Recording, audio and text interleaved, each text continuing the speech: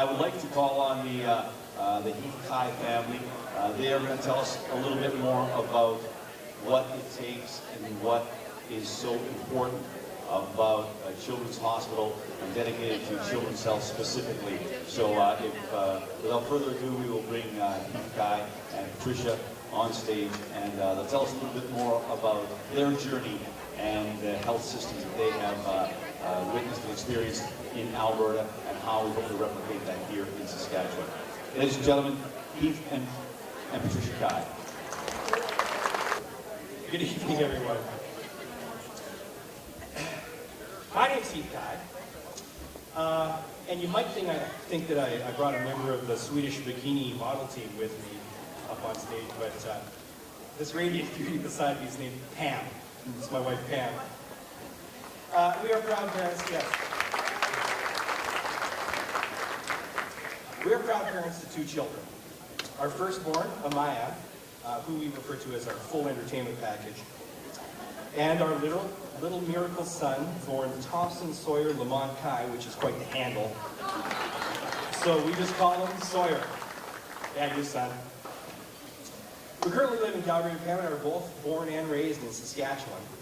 And we return often to visit family and friends, including Pam's auntie and uncle, Leo and Marie Schwabius. Leo's a Grand Knight from Landis, and in fact is the one who arranged for us to share our medical journey here tonight, to help give you an idea what the Jim Pattison Hospital is going to mean for the families of Saskatchewan. Thanks to the Knights of Columbus of Saskatchewan for having us. There's many families that we met in Alberta, at the Alberta Children's Hospital, who had to be flown into the Alberta Children's Hospital from Saskatchewan because a facility like the Jim Pattison Children's Hospital does not yet exist. We also have close personal friends who lived in Prince Albert, and they actually lost their child for the same reason. So make absolutely no mistake, this facility will make a changing difference for every medically complex child and their families in this province. So again, thank you.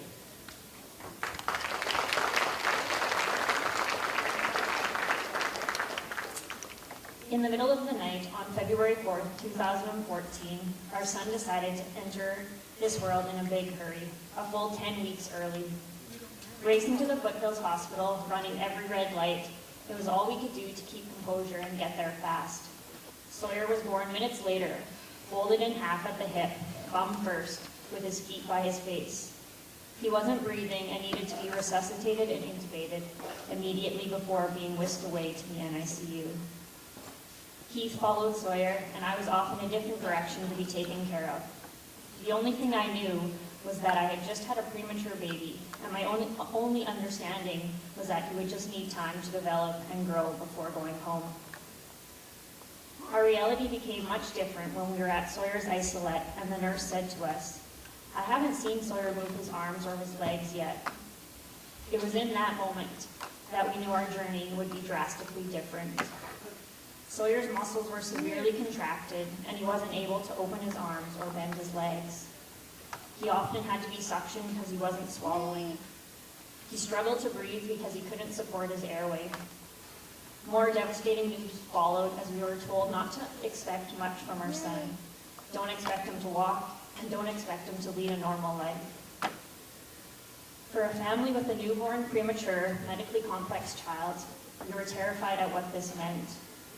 We felt the only way we could come out on the other side of this was to take it on with hope and acceptance. And it was in that chaotic and seriously crowded Foothills NICU we started that journey. 2.5 weeks later, when the medical staff at the Foothills knew that Sawyer would need such specialized care, we were transferred over to the Alberta Children's Hospital to access the incredible specialists and services they provide. We didn't know it at the time, but we were transferred just in time to move into the brand new Edwards Family NICU the day that it opened.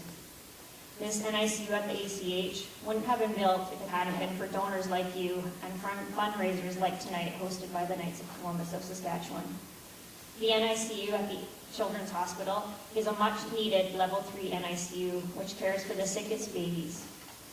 The rooms are private, quiet, and allow for babies to grow and heal in a much more nurturing environment. In most NICUs, like the one at the Royal University Hospital, you are as close to another family and their child's bed as you are to your table mates tonight. Imagine having to live this close to another medically complex family you don't know for months. The NICU at the Jim Pattison Children's Hospital will be similar to what we experienced at the ACH and will allow for families to really bond in those important times. If the guys at the back just want to replay that last slide. I screwed that up. I went forward on the slide, my fault. Yeah, so here you can just see some of the first that we got to experience with Sawyer in the NICU. Can you go back again? Yeah. So we got to experience Sawyer's first bath, his first surgery, his first ride in the swing, his first Easter, and most importantly, 3 months into the NICU stay, our first time being together as a family. While being in the Children's Hospital, Sawyer was able to access physical and occupational therapy the entire time. And with their positioning, techniques, and expertise, he started to move all 4 of his limbs before we went home. After 112 days, we were finally able to go home with a feeding tube, a hip brace, low flow oxygen support, and a medication schedule. We didn't know it at the time, but our journey at the ACH was really just beginning.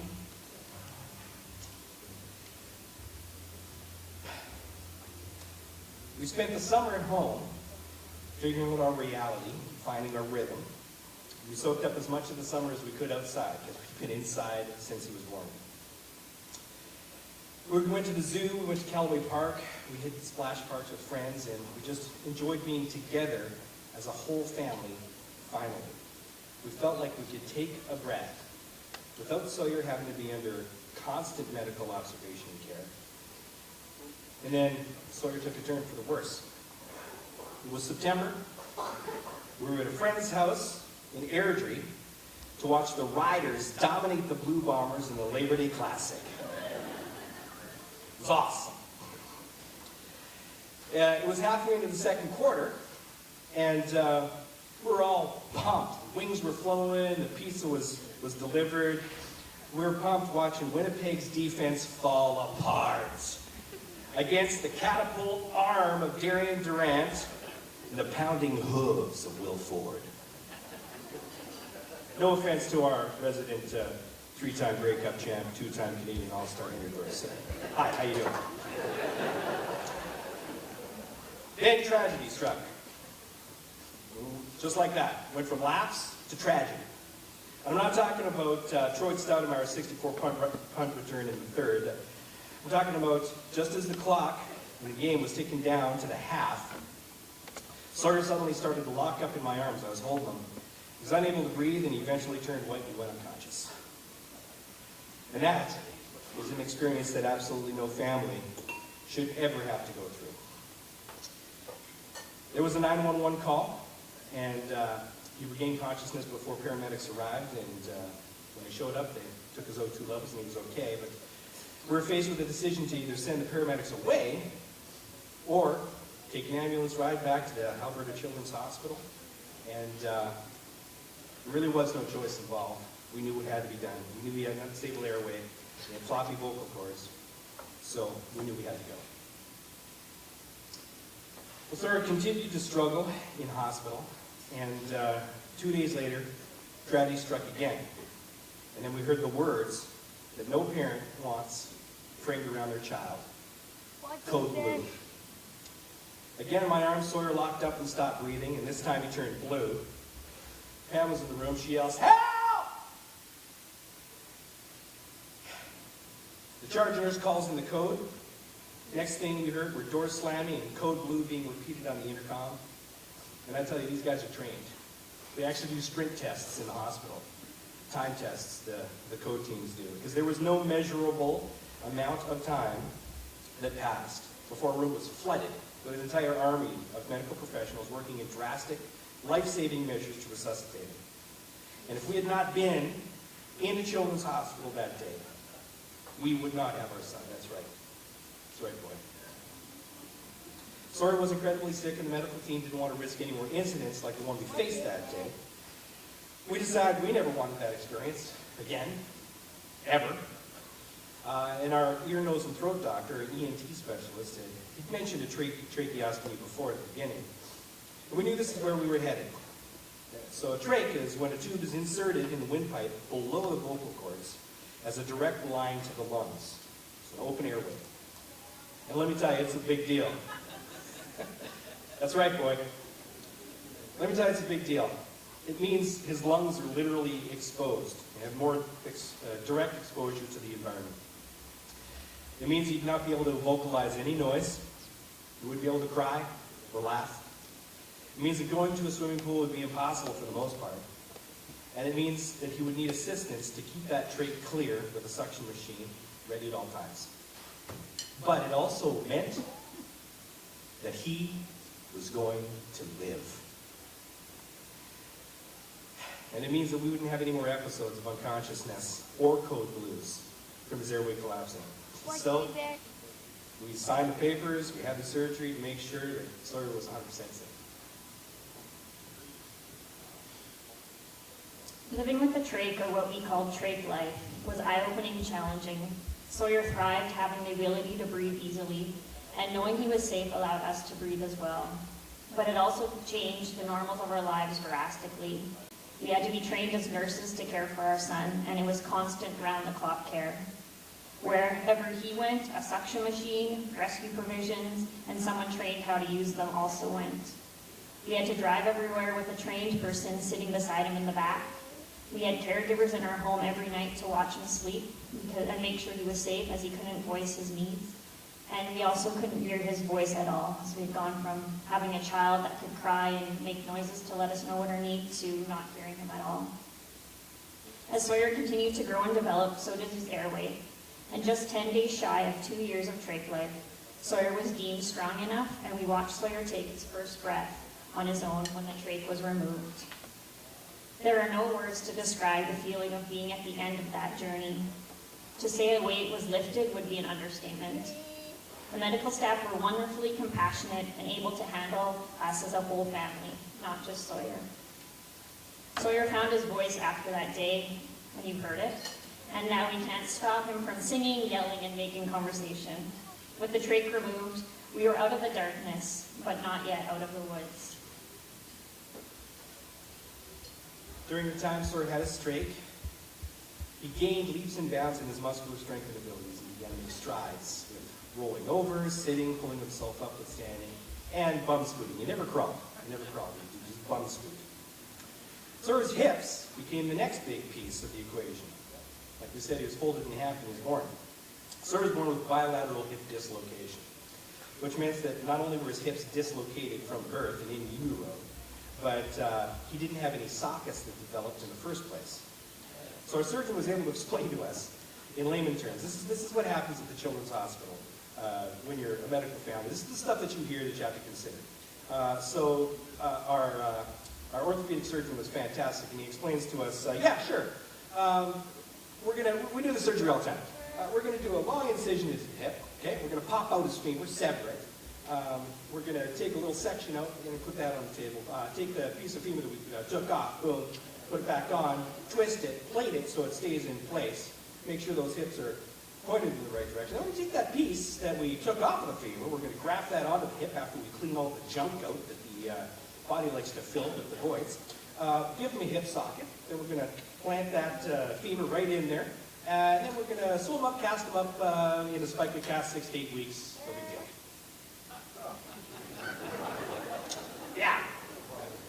This is what you hear when you're a hospital family. And we're like, yeah, make it happen. Make it happen. So when you're a hospital parent, this doesn't actually seem like too big of a deal. Whereas regular parents, we would see these people at the orthopedic clinic and they're, beside themselves with a broken leg. Dealing with the spica cast is basically as awkward as carrying around a family-sized cooler wherever you go. Now trying to get a family-sized cooler into a car seat or a stroller or a grocery cart, right? And changing a diaper on a kid with a spica cast, that is an adventure. Yeah, no. That is an adventure every single time. But finally, after 2 rounds of surgery, and 2 spica casts, just over a year ago, Sawyer started walking. Something we were told at the beginning to put out of our minds as a possibility was actually achieved. See, these kids don't know limitations. Sawyer showed us, he showed us all, that there's nothing that he can't overcome.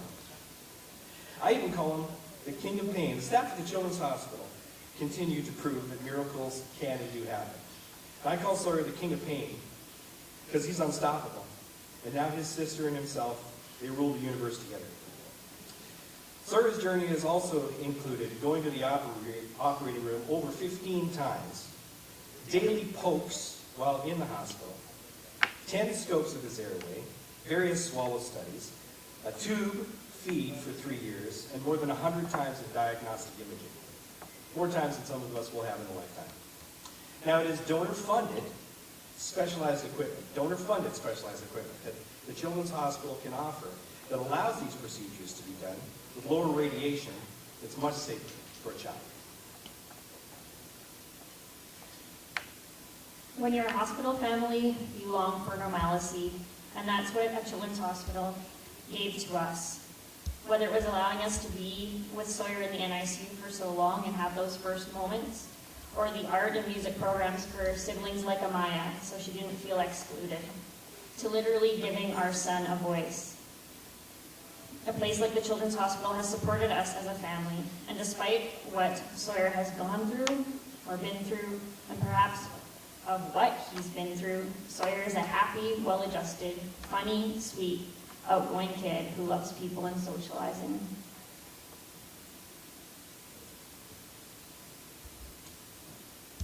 Until you're a hospital family, you really have no idea what these hospitals have to offer. We had no idea how much of that hospital, including the building itself, was made possible by generous members of the community, just like the Knights of Columbus in Saskatchewan. I know that many people donate to their local children's hospital because, it seems like a safe bet given the sick kids, right? But we are here to tell you that you cannot put your money in a better place. Why? Because it affects families so directly that donor funding is like a hand reaching through the fog in your family's darkest and most helpless hour. Most families would consider a medically complex child in hospital life as the absolute worst case scenario. But for us, that has been a life-changing blessing. Now, I was thinking today about faith and how that's played a part in our journey. And the scripture that came to mind was Philippians 4:13. This is a scripture that a lot of us are familiar with. I can do all things through him who gives me strength. As a young man, I used to put this scripture on my hard hat. It used to make me feel invincible. Lots of people take this scripture and they use it in the context of I could bend steel or I could be in the NBA. But really, when you take a look at the context of the scripture, Paul wrote this while he was in prison. And in Philippians 4, he's responding to people that had written to him while he was in prison.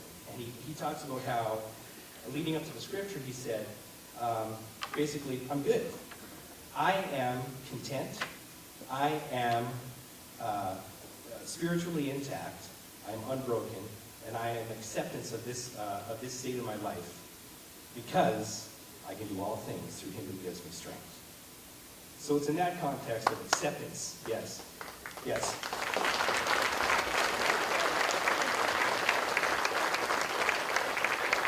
Yeah.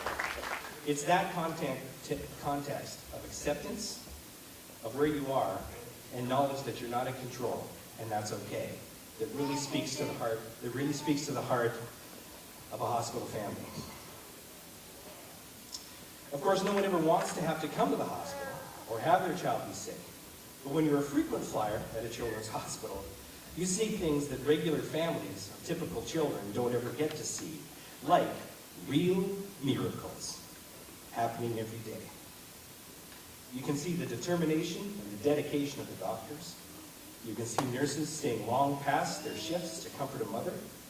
And you can see the bravery and the courage of the little kids who show us what true strength really is.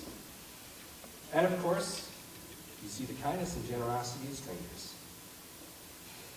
They are the things not everyone else gets to see, and for us it's been a lifesaver at the Alberta Children's Hospital. And you know what? In 12 months, when you guys in Saskatoon open the Jim Pattison Children's Hospital, that same access to hope, to healing, to wholeness will be available for families in Saskatchewan. So, I told them they would be able to say something. So, from our family to yours, our children want to say, Thank you. Thank you.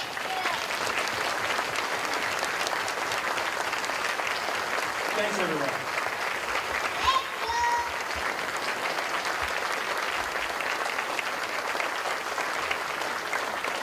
I've always wanted to say this. Back to you, Jeff. Thank you so much to Pam and Heath for sharing that story. It's so important, and I'm sure there are parts of telling that story that are tough to go through in front of a group of strangers, and we want to thank you so much for sharing that with us, because it puts a human face, it adds a humanity to what we are trying to accomplish tonight, and that is raise money for this much needed facility here in Saskatoon. So thanks again to the Kai family for sharing with us tonight. Thank you.